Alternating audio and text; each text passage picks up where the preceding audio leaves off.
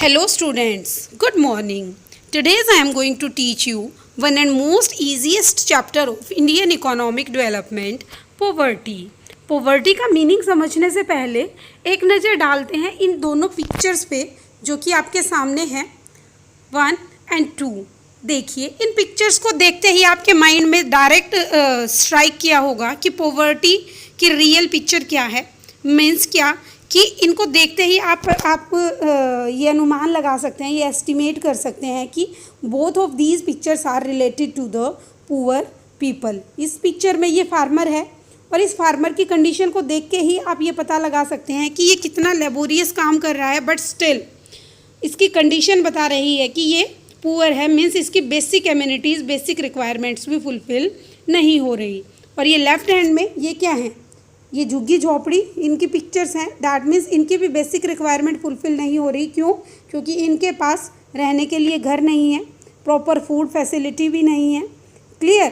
तो देखिए इन पिक्चर्स से तो आपने एस्टिमेट कर लिया कि पॉवर्टी का मीनिंग क्या है, बट इसके थियोरेटिकल पोर्शन को हम 1 by 1 स्टडी करते हैं कि आपको थियोरेटिकली क्या क्या डिस्कस करना है इस चैप्टर में।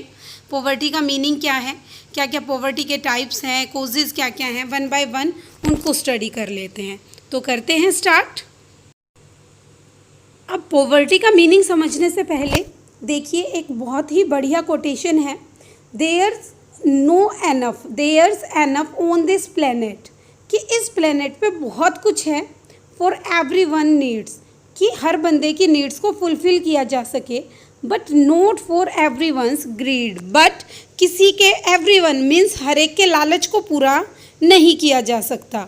महात्मा गांधी की कोटेशन है ये कि there's enough on this planet for everyone need, means इस प्लेनेट पे इतना कुछ तो है कि हर एक की ज़रूरत को फुलफ़िल किया जा सके, but not for everyone's greed, but हर बंदे के लालच को फुलफ़िल करने के लिए इस प्लेनेट पे बहुत ज़्यादा नहीं है। मीन्स अगर हम एक प्रॉपर तरीके से एस्टिमेशन करें, प्रॉपर तरीके से डिस्ट्रीब्यूशन करें इनकम का, तो हर बंदे की ज़रूरत को पूरा किया जा सकता है, बट हर बंदे की ग्रीड को पूरा नहीं किया जा सकता।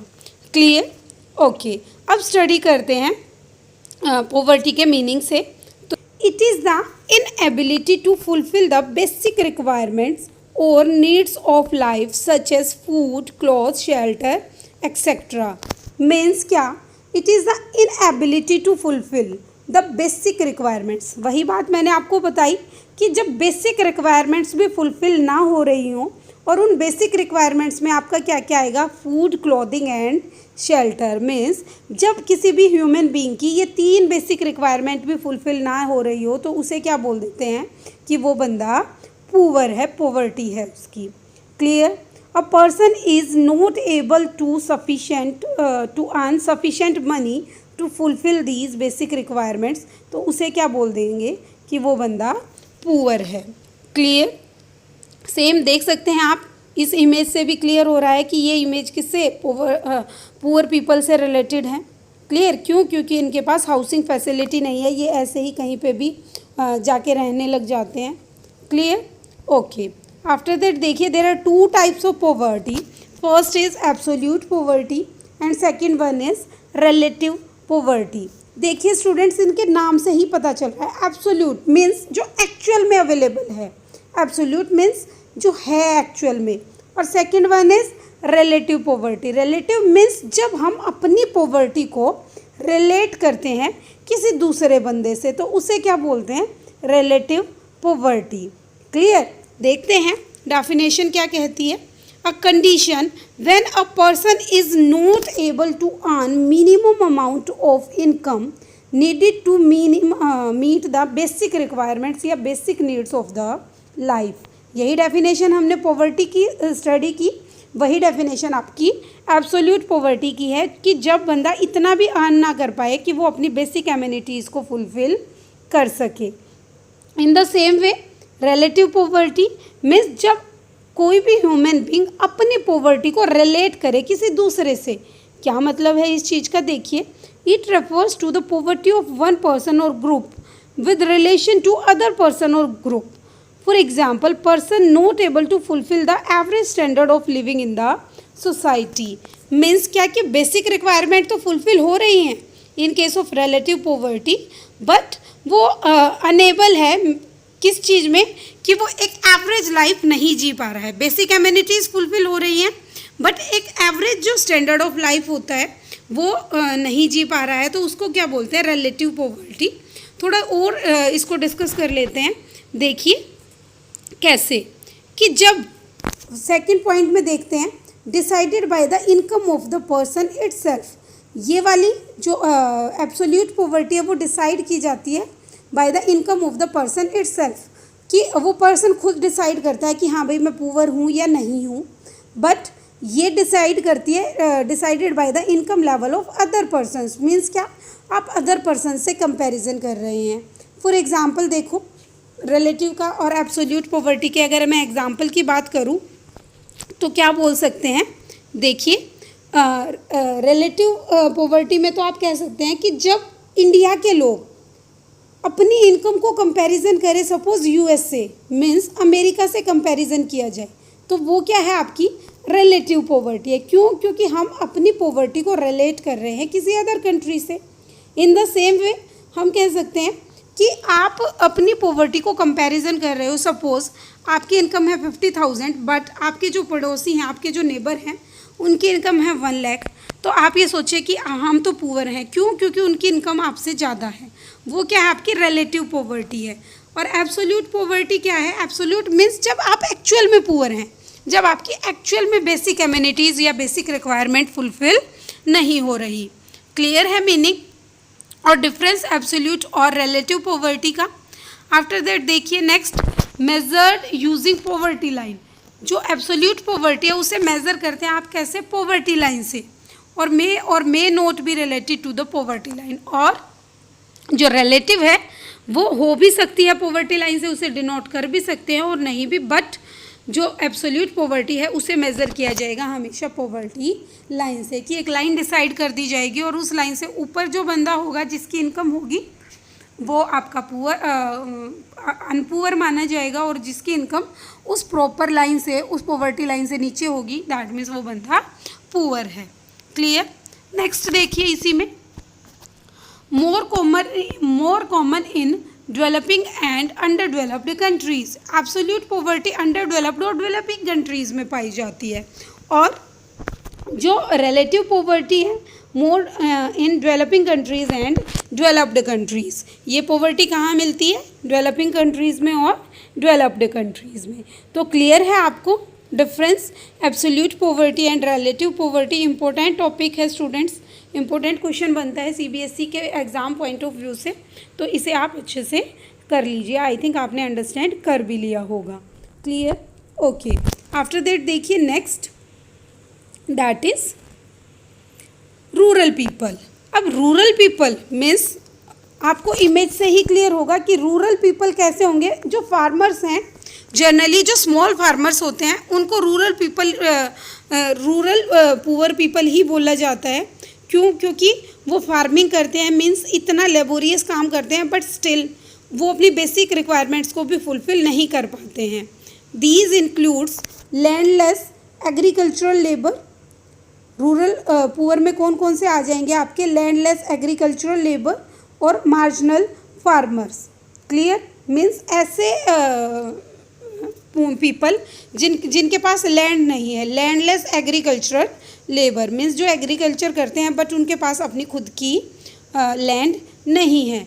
क्लियर। दूसरा मार्जिनल फार्मर्स। क्लियर। नेक्स्ट देखिए अर्बन पुअर। अर्बन पुअर क्या है, मीन्स क्या, जो शहर में रहने वाले लोग हैं और वो पुअर हैं, उनमें क्या क्या आ जाएंगे आपके।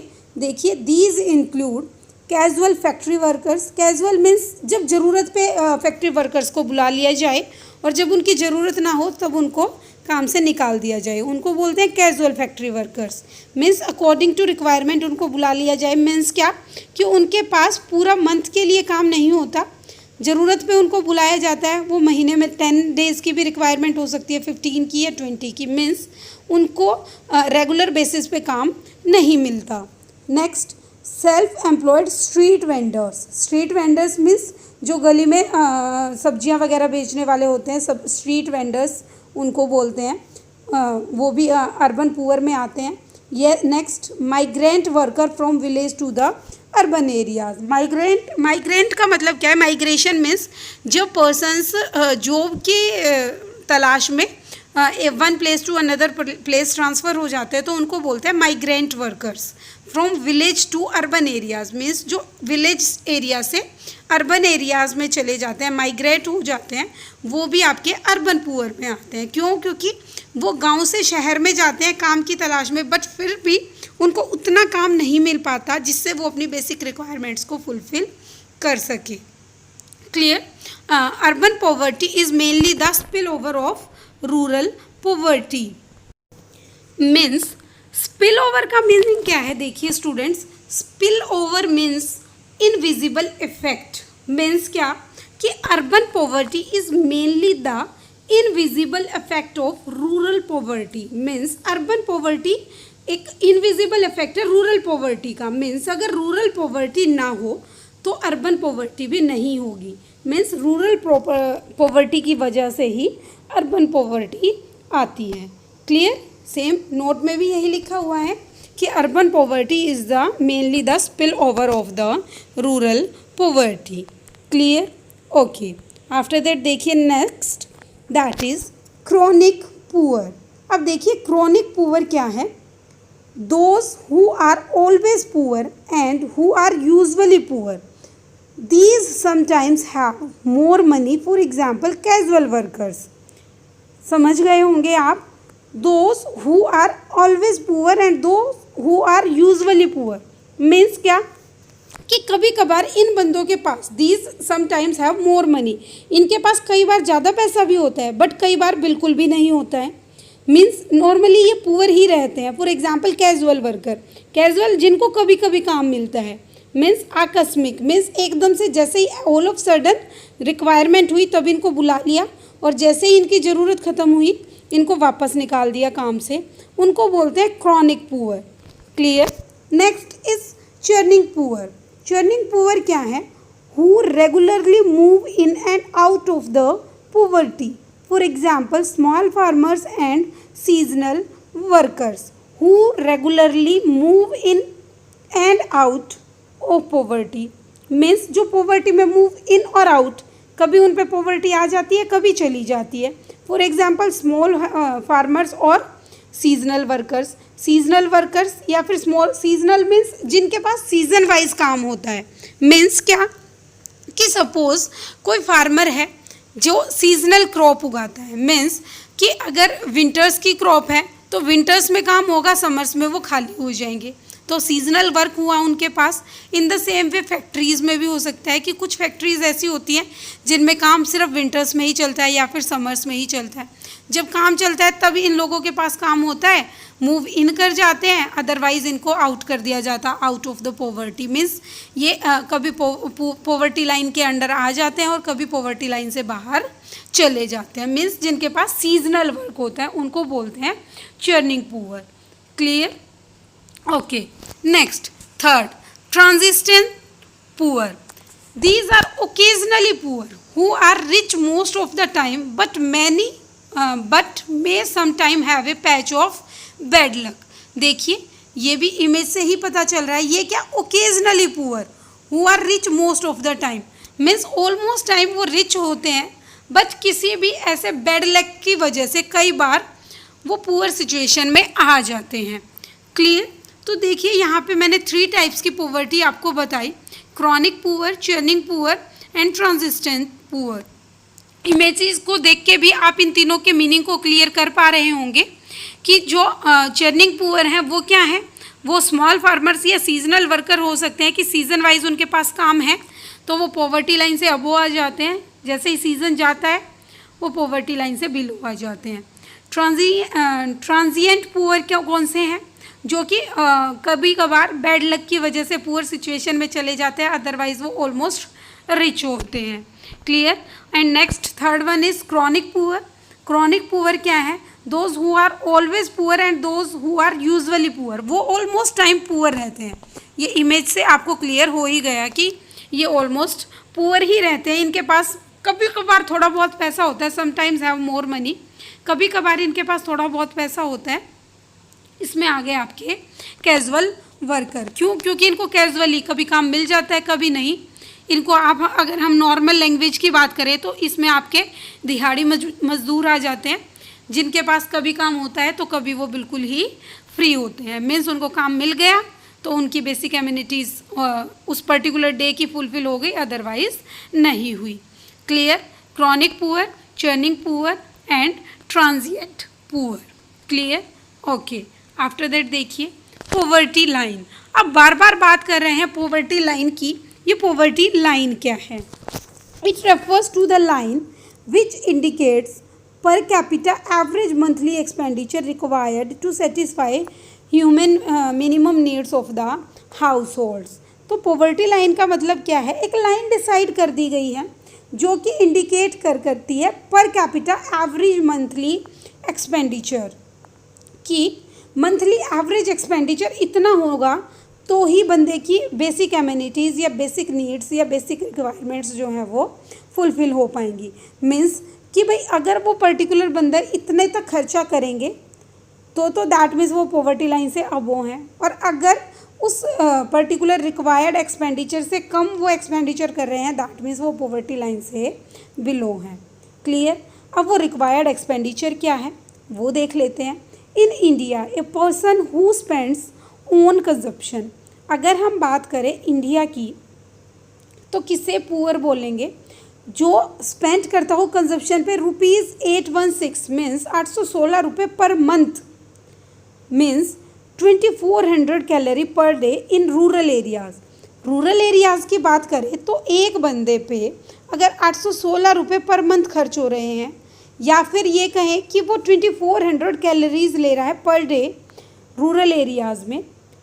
दूसरा अर्बन एरियाज़ की बात करें तो 1000 per month and 2100 calorie per day in urban areas are treated as those below poverty line or BPL family। अगर हम बात करें 2011-12 के डाटा के अकॉर्डिंग, ये डाटा कब से रिलेटेड है? 11-12 के डाटा के अकॉर्डिंग कंजप्शन पे इतना एक्सपेंडिचर कर रहा है मिनिमम, अगर उसे इतनी कैलोरी मिल रही है तो उनको बोलेंगे बिलो पॉवर्टी लाइन, मीन्स इतनी कैलोरी से कम।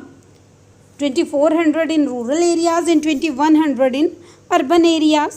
और अगर मैक्सिमम मनी स्पेंड की बात करें कंजप्शन पे तो 816 पर मंथ और 1000 per month in urban areas. इतना कर रहा है तो above the poverty line. But इससे अगर कम एक्सपेंडिचर हो रहा है और इससे कम कैलोरी उसे मिल रही है तो उसे क्या बोलेंगे? BPL family, that is below the poverty line. ये इस PPT में यहाँ पे क्या है कि ऊपर लिखा हुआ है नॉन पुअर एंड नीचे पुअर, और ये एक लाइन डिसाइड कर दी गई। मीन्स अगर बात करें रूरल एरियाज़ की तो 816 पर मंथ और 2400 कैलोरी अगर पर मंथ पर डे उनको मिल रही है तो इस लाइन से अबो जो है वो क्या है? Non poor. क्लियर? और इस लाइन से ये जो आपकी ब्लू लाइन ये जो ऑरेंज लाइन आप देख पा रहे हैं, इससे नीचे क्या है? पुअर। इन द सेम वे अगर अर्बन एरियाज़ की बात करें तो ये एक लाइन डिसाइड कर दी गई, ये ब्लू लाइन जो आप देख रहे हैं that is 1000 per month and 2100 calorie per day. इससे अबो नॉन पुअर और इससे बिलो पुअर। तो क्लियर होगा आपको कि एक पॉवर्टी लाइन डिसाइड कर दी जाती है, उससे अबो के जो पीपल हैं उनको नॉन पुअर बोला जाता है और जो बिलो वाले हैं उनको पुअर बोला जाता है। क्लियर? अब देखिए पॉवर्टी लाइन। अब पॉवर्टी लाइन में भी एक लाइन डिसाइड की गई है। देखिए कैसे, ये पॉवर्टी लाइन एक डिसाइड कर दी गई, ये ब्लू लाइन जो आप देख पा रहे हो। क्लियर? इस पॉवर्टी लाइन से नीचे पुअर, वेरी पुअर और एब्सोल्युटली पुअर। क्लियर? इससे ऊपर not so poor, means poor तो हैं बट उनकी बेसिक एमिनिटीज़ फुलफिल हो पा रही हैं। मिडिल क्लास, फिर upper middle class, after that the rich, after that millionaire और आफ्टर दैट बिलियनर। मीन्स क्या कि सोसाइटी में कैटेगरी बना दी गई पुअर पीपल की, रिच की, फिर मीन्स उनको कैटेगरी वाइज डिवाइड कर दिया गया। क्लियर? पॉवर्टी लाइन से नीचे 3 कैटेगरी, पुअर, वेरी पुअर और absolute poor. And poverty line से अबो में आ गया आपका नॉट सो पुअर, फिर मिडल, फिर upper middle, the rich, very rich, millionaire, billionaire. Clear? तो इस तरह से पॉवर्टी लाइन डिसाइड की जाती है और उससे अबो में कौन कौन आता है और उससे बिलो में कौन कौन आता है, ये मैंने आपको बता दिया। ओके, आफ्टर दैट देखिए next, head count ratio HCR, और इसी को आप क्या बोलते हैं, पॉवर्टी इंसिडेंस रेशियो। मीन्स क्या, number of people living below the poverty line. Poverty incidence ratio का मतलब क्या है, number of people living below the poverty line, कि टोटल नंबर ऑफ पीपल कितने हैं जो कि बिलो द पॉवर्टी लाइन रहते हैं। क्लियर? आफ्टर दैट देखिए next, that is causes of poverty. ये टॉपिक भी इम्पोर्टेंट है स्टूडेंट्स कि क्या क्या कॉजेज हैं पॉवर्टी के। फर्स्ट देखिए, लो नेशनल इनकम, या फिर कह सकते हैं लो GDP। अगर GDP कम है, ग्रोस डोमेस्टिक प्रोडक्ट किसी भी कंट्री का कम है, ये मैं आपको ऑलरेडी नेशनल इनकम में बता चुकी हूँ GDP का मीनिंग। क्लियर? तो अगर किसी कंट्री की GDP कम है, दैट मीन्स वो कंट्री क्या माना जाएगा, पुअर माना जाएगा। मीन्स वहाँ पे पॉवर्टी ज़्यादा है, या फिर ये कह सकते हैं कि कम GDP ही रीज़न है पॉवर्टी का। क्लियर? अगर कंट्री का GDP ज़्यादा होगा तो नेचुरल है कि वहाँ पे पॉवर्टी नहीं होगी। क्लियर? नेक्स्ट, लो ग्रोथ रेट, कंट्री में ग्रोथ रेट भी बहुत कम है, वो भी पॉवर्टी का रीज़न है। पॉपुलेशन एक्सप्लोजन, पॉपुलेशन बहुत ही ज़्यादा है। अनएम्प्लॉयमेंट है, ये तो है ही बेसिक रीज़न कि अगर लोगों के पास एम्प्लॉयमेंट हो जाए तो पॉवर्टी ही नहीं रहेगी। नेक्स्ट, इनसफिशिएंट कैपिटल स्टॉक, लोगों के पास कैपिटल स्टॉक नहीं है, मीन्स उनके पास कैपिटल नहीं है बहुत ज़्यादा। Next, outdated social institutions, social institution है बट वो भी आउटडेटेड है, मीन्स पुरानी टेक्नोलॉजी के अकॉर्डिंग वहाँ पे काम हो रहा है। Next, poor infrastructure, better infrastructure facility नहीं है। नेक्स्ट, इन्फ्लेशन, इन्फ्लेशन भी एक रीज़न है। इन्फ्लेशन जब कॉन्टीन्यूस सिर्फ प्राइजेज राइज हों बट आउटपुट या प्रोडक्शन ना बढ़े तो उसको इन्फ्लेशन की सिचुएशन बोलते हैं, वो भी एक रीज़न है पॉवर्टी का। अनइक्वल डिस्ट्रीब्यूशन ऑफ इनकम, ये भी आप जानते हैं कि डिस्ट्रीब्यूशन ऑफ इनकम अनइक्वल है, मीन्स जो richer become richer and rich people becomes more richer and poor becomes more poor. Means क्या, जो रिच पीपल हैं वो और ज़्यादा रिच होते जा रहे हैं just because of unequal distribution of income. And next, poverty itself, poverty खुद में ही एक रीज़न है पॉवर्टी का। क्लियर? तो डिस्कस कर लेते हैं one by one causes of poverty को। देखिए, फर्स्ट, लो नेशनल इनकम और लो GDP। Low GDP is an indicator of low level of economic activities in the country. अब GDP कम कब होगा, GDP की डेफिनेशन मैं आपको ऑलरेडी बता चुकी हूँ नेशनल इनकम में, कि जो final value of goods and services हैं प्रोड्यूस की जाती हैं विद इन डोमेस्टिक टेरिटरी, उसे GDP बोलते हैं। मीन्स क्या, अब वो इकोनॉमिक एक्टिविटी ही कम हो, it is an indicator of low level of economic activities in the country. Low national income gives rise to low per capita income. National income कम है, लो है, तो नेचुरल है पर कैपिटा इनकम मीन्स प्रति व्यक्ति आय भी कम होगी, और लो पर कैपिटा इनकम होगी दैट मीन्स पॉवर्टी होगी कंट्री में। तो पता चल गया कैसे रिलेट करेंगे आप पॉवर्टी को GDP से। अगर कंट्री का GDP कम है तो per capita income, national income कम होगी, नेशनल इनकम कम होगी तो पर कैपिटा इनकम कम होगी, और पर कैपिटा इनकम कम होगी तो वो इंडिकेट करेगा आपकी पॉवर्टी को। क्लियर? ओके, पर कैपिटा इनकम अगर कैलकुलेट करनी है तो फॉर्मूला क्या होगा, GDP अपॉन पॉपुलेशन, तो आपकी आ जाएगी पर capita income. Clear? Low per capita income is the result of both low GDP and high population. Per capita income किसका रिजल्ट है, कम GDP और हाई पॉपुलेशन का। क्लियर? नेक्स्ट, सेकंड देखिए, cause of poverty that is low economic growth rate. दूसरा cause क्या है poverty का, लो इकोनॉमिक ग्रोथ रेट, कि इकोनॉमी में ग्रोथ ही नहीं हो रही। Low economic growth again keeps GDP at lower than the desire level which means less growth in the economy activities in the country thus result in poverty. Means low economic growth again keep growth at lower than the desired level, means जितनी requirement है उतनी growth नहीं हो रही है economy की, उससे कुछ ना कुछ कम है, जिससे क्या होगा, इकोनॉमिक एक्टिविटीज़ कम होंगी, और इकोनॉमिक एक्टिविटीज़ कम होगी तो रिज़ल्ट क्या होगा उसका, पॉवर्टी होगी। सेम फर्स्ट पॉइंट से ही रिलेट आप कर सकते हैं। वहाँ पे क्या था, लो जीडीपी, यहाँ पे क्या है, economic growth. Economic growth is related to GDP, कि अगर इकोनॉमिक ग्रोथ कम होगी तो जीडीपी भी कम होगा, और जीडीपी कम होगा तो पॉवर्टी होगी। India's GDP growth during the planning period has 5% on an average, means कि इंडिया की ग्रोथ सिर्फ कितनी थी, ओनली 5%, जो कि डिज़ायर्ड से बहुत ही कम है। Clear. Next, third cause of poverty that is population explosion. ये तो आई थिंक समझाने की भी ज़रूरत नहीं है। Population is the basic reason, basic cause behind the poverty, कि अगर पॉपुलेशन ज़्यादा होगी तो पॉवर्टी नेचुरल होगी। क्यों? क्योंकि जितने ज़्यादा लोग होंगे उतना ज़्यादा एम्प्लॉयमेंट नहीं होगा कंट्री के अंदर, और एम्प्लॉयमेंट नहीं होगा मीन्स सपोज़ एक फैमिली में 10 मेंबर्स हैं, लेकिन उनमें से कमाने वाला सिर्फ 1 या 2 है, मीन्स पॉपुलेशन तो बढ़ रही है, मीन्स खाने वाले तो 10 लेकिन कमाने वाला सिर्फ 1 या 2 पर्सन्स हैं। तो उस पॉपुलेशन एक्सप्लोजन की वजह से, पोल्यूशन, बढ़ती हुई पॉपुलेशन की वजह ही एक बेसिक कोज है पॉवर्टी का।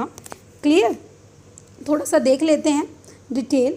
High population puts pressure on the resources of the country. अगर पॉपुलेशन ज़्यादा होगी तो उसका कंट्री के रिसोर्सेज पे इफ़ेक्ट पड़ेगा, and requires matching increase in GDP to create sufficient employment opportunities and infrastructure facilities in the country. अब population ज़्यादा होगी तो उसी हिसाब की ज़्यादा ही आपको इंफ्रास्ट्रक्चर फैसिलिटीज़ चाहिएंगी, मीन्स इंफ्रास्ट्रक्चर की ज़रूरत होगी, उतना ही एम्प्लॉयमेंट की रिक्वायरमेंट होगी, बट उतना एम्प्लॉयमेंट जनरेट नहीं हो पाएगा। क्यों? क्योंकि ज़रूरत से ज़्यादा पॉपुलेशन बढ़ रही है। तो उसका रिज़ल्ट क्या होगा, उसका कोज क्या होगा, उसका रिज़ल्ट यही होगा कि उससे पॉवर्टी इंक्रीज़ होगी। Rise in population is due to rapid fall in death rate because of better health care facilities in the country. और पॉपुलेशन बढ़ने के पीछे बेसिक रीज़न क्या है कि डेथ रेट कंटिन्यूस घट रही है और बर्थ रेट कंटिन्यूस बढ़ रही है। और डेथ रेट क्यों घट रही है? Because of increase in health facilities. तो क्लियर है पॉपुलेशन एक्सप्लोजन कि जितनी ज़्यादा पॉपुलेशन होगी उसका रिसोर्सेज पे नेगेटिव इफेक्ट पड़ेगा, वो मिसमैच हो जाएगा कि रिसोर्सेज तो कम हो जाएंगे। क्यों? क्योंकि इकॉनमी में, या आप 11वीं क्लास में ऑलरेडी डिस्कस कर चुके हैं कि इकॉनमी के अंदर रिसोर्सेज लिमिटेड हैं। अब रिसोर्सेज लिमिटेड हैं बट पॉपुलेशन का प्रेशर बढ़ता जाएगा तो उसका नेगेटिव इफेक्ट यही पड़ेगा कि पॉवर्टी इंक्रीज हो जाएगी। क्लियर।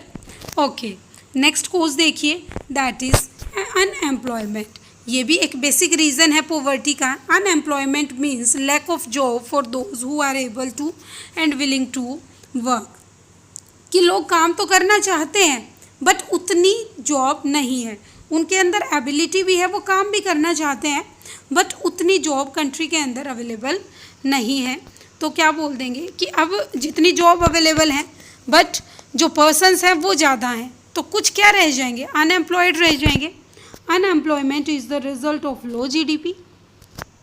अनएम्प्लॉयमेंट किसका रिजल्ट है? लो जीडीपी का, and low economic growth and high population. तीनों ही पॉइंट्स जो हम ऑलरेडी डिस्कस कर चुके हैं।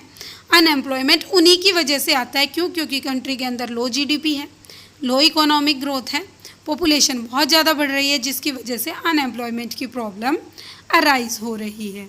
Clear. Next, insufficient capital stock. Country के अंदर कैपिटल स्टॉक भी उतना नहीं है जितनी रिक्वायरमेंट है। वही आप कह सकते हैं लैक ऑफ रिसोर्सेज। क्यों? क्योंकि पॉपुलेशन तो बढ़ रही है बट रिसोर्सेज तो लिमिटेड है, जिसकी वजह से ये प्रॉब्लम भी अराइज हुई कि capital stock means capital assets उतनी अवेलेबल नहीं है जितनों की रिक्वायरमेंट है, और उसी के कारण, उसी की वजह से आपकी पॉवर्टी की प्रॉब्लम अराइज होती है। कैसे? Insufficient capital stock means less production capacity. देखिए कितनी अच्छी बात लिखी गई है कि लेस प्रोडक्शन कैपेसिटी, कि आपके पास प्रोडक्शन कैपेसिटी ही नहीं है, मीन्स जो रिसोर्सेज हैं, वही मैंने आपको बताया कि रिसोर्सेज की कमी है जिनसे प्रोडक्शन किया जाना है, और प्रोडक्शन करने के लिए आपको जो रिसोर्सेज चाहिए वही लैंड, लेबर कैपिटल है, मशीनें हैं, उन सब की आपकी रिक्वायरमेंट है, लेकिन वो उतना अवेलेबल नहीं है जितने की रिक्वायरमेंट है, just because of population explosion. Clear? Less production capital production capacity leads to less production leads to less employment means low level of income and low level of income results in poverty. तो clear होगा कैसे inter relate करेंगे कि अगर capital stock कम है means आपकी production capacity कम है, production capacity कम है दैट मीन्स प्रोडक्शन कम हो रहा है, production come means come employment means low level of income and low level of income means poverty. Clear? Next cause of poverty is poor infrastructure. India के अंदर उतना अच्छा infrastructure भी नहीं है जितनी रिक्वायरमेंट है, means the basic facilities that are needed for economic growth and development, these are energy, transport, communication, health, education and housing। जितनी रिक्वायरमेंट है उतना अच्छा, उतना बेटर इंफ्रास्ट्रक्चर नहीं है।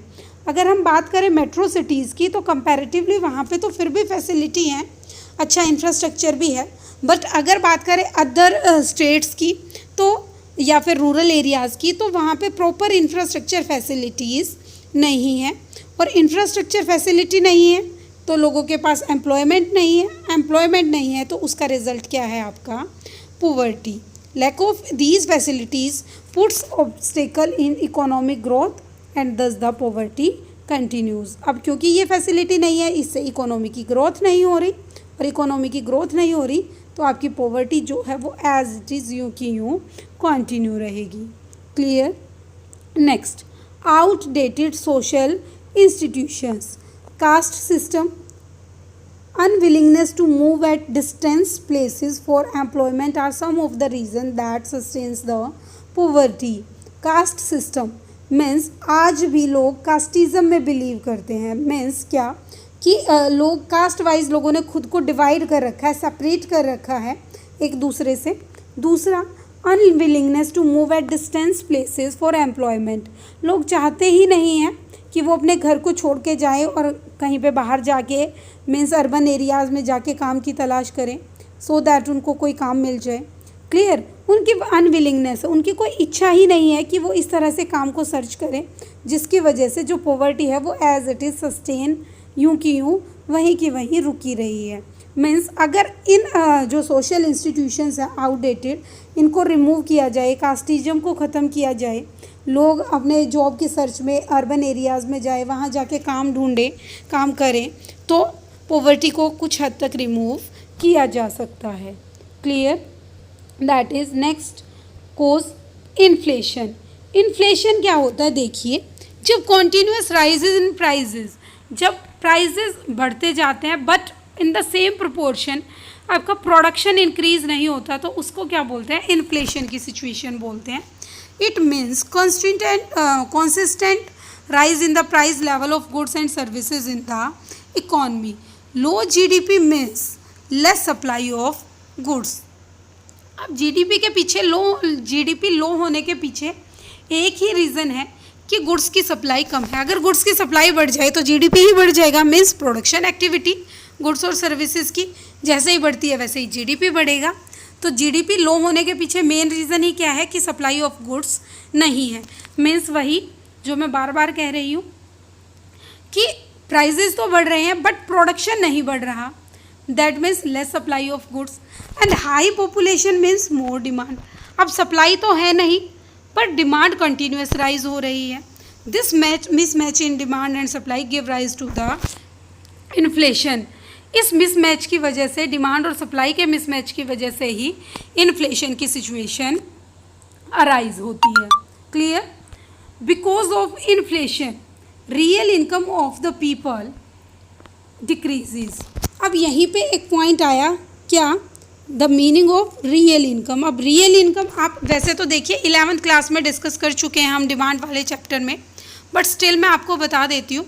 दो तरह की इनकम होती है, एक रियल इनकम और दूसरी मॉनेटरी इनकम। मॉनेटरी इनकम तो क्या कहेंगे कि सपोज़ आपकी इनकम 10,000 है, वो 10 से 12 हो गई, दैट मीन्स मॉनेटरी इनकम बढ़ गई।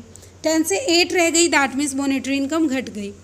बट रियल इनकम की बात करें कि आपकी इनकम एज इट इज़ है, 10,000 पहले थी, 10,000 ही आज है, बट जो कमोडिटीज़ आप बाय कर रहे थे उनके प्राइसेस बढ़ गए, उनके प्राइसेस के बढ़ने से आपकी रियल इनकम क्या हो जाएगी, घट जाएगी। क्यों? क्योंकि 10,000 में जो चीज़ें आप पहले बाय कर पाते थे अब उतनी क्वांटिटी आप बाय नहीं कर पाएंगे। क्यों नहीं कर पाएंगे? क्योंकि उनके प्राइसेस बढ़ गए और आपकी इनकम जो मॉनेटरी इनकम है वो एज इट इज़ है। तो क्या कहेंगे कि रियल इनकम क्या हो गई, आपकी घट गई। तो सेम थिंग यहाँ पे है, because of inflation real income of the people decreases. Inflation की वजह से मीन्स प्राइसेस के राइज होने की वजह से लोगों की रियल इनकम डिक्रीज हो जाती है। This severally affects the poor sections of the society. और ये जो poor sections of the society है उनको बहुत ज़्यादा इफेक्ट करता है, मीन्स पॉवर्टी को बढ़ावा मिलता है इससे। Clear? Next cause that is unequal distribution of income. ये तो है ही बेसिक रीज़न कि इंडिया में क्या है, जो रिच हैं उनके पास तो बहुत ज़्यादा पैसा है और वो और ज़्यादा पैसा अर्न कर पा रहे हैं, और जो पुअर हैं दैट बिकम मोर पुअरर, वो और ज़्यादा पुअर होते जा रहे हैं। Unequal distribution of income means the someone is too rich and someone is too poor. Too rich people have high purchasing power and this result in increase in demand of goods and services.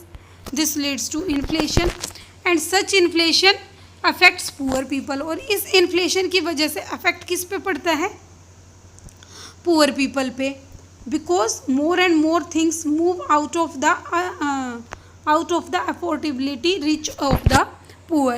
अब prices के rise होने की वजह से जो poor people है वो उनकी आउट ऑफ रीच हो जाती है, मीन्स वो उन चीज़ों को जो पुअर पीपल है वो अफोर्ड ही नहीं कर पाते बेसिक अपनी चीज़ों को। और वो जो इन्फ्लेशन की सिचुएशन आती है वो किसकी वजह से आती है, रिच पीपल्स की वजह से आती है। Clear? Next and last cause of poverty is poverty itself. Poverty अपने आप में ही रीज़न है पॉवर्टी का।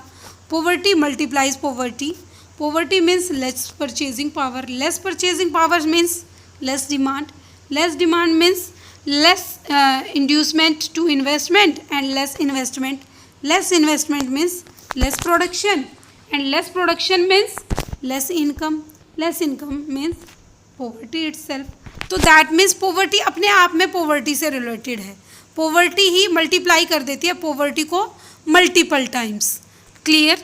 तो I think clear होंगे आपको causes of poverty जो कि हमने डिस्कस किए वन बाय वन, हमने इनको स्टडी किया। That is low national income, low GDP, low growth rate, population explosion, unemployment, inefficient stock of capital, outdated social institutions, poor infrastructure, inflation, unequal distribution of income and poverty itself. तो clear है students? तो आज की इस video में हमने क्या discuss किया, सभी causes of poverty, meaning of poverty and poverty line का मीनिंग क्या है, ये सब हमने आज की इस वीडियो में डिस्कस किया। रिमेनिंग पोर्शन इसके अलावा हेड काउंट रेशो या पॉवर्टी इंसिडेंस रेशो, इसका मीनिंग पॉवर्टी लाइन क्या है और पॉवर्टी लाइन से बिलो के पीपल जो हैं वो किस किस कैटेगरी में डिवाइड हैं, उसके अबो के पीपल किस किस कैटेगरी में डिवाइड हैं, या फिर किन लोगों को पॉवर्टी लाइन से बिलो बोला जाएगा या अबो, और उसका क्राइटेरिया क्या है। क्लियर? प्रेजेंट डाटा अवेलेबल नहीं है स्टूडेंट्स, ये आपका 2011-12 के अकॉर्डिंग डाटा है और वही डाटा अभी तक भी चला आ रहा है। क्लियर? तो इसके अलावा पॉवर्टी के कुछ types, that is chronic poor, churning poor and transient poor. Clear? और after that absolute poverty and relative poverty का मीनिंग, डिफरेंसेस, ये सब हमने आज की इस वीडियो में डिस्कस किया। इसी चैप्टर का रिमेनिंग पोर्शन हम हमारी नेक्स्ट वीडियो में डिस्कस करेंगे। क्लियर? तब तक के लिए regarding this video, if anyone have any query please paste it in the comment box so that I can check and respond accordingly. तब ओके स्टूडेंट्स, तो मिलते हैं जल्द ही हमारी नेक्स्ट वीडियो में। तब तक के लिए बाय बाय।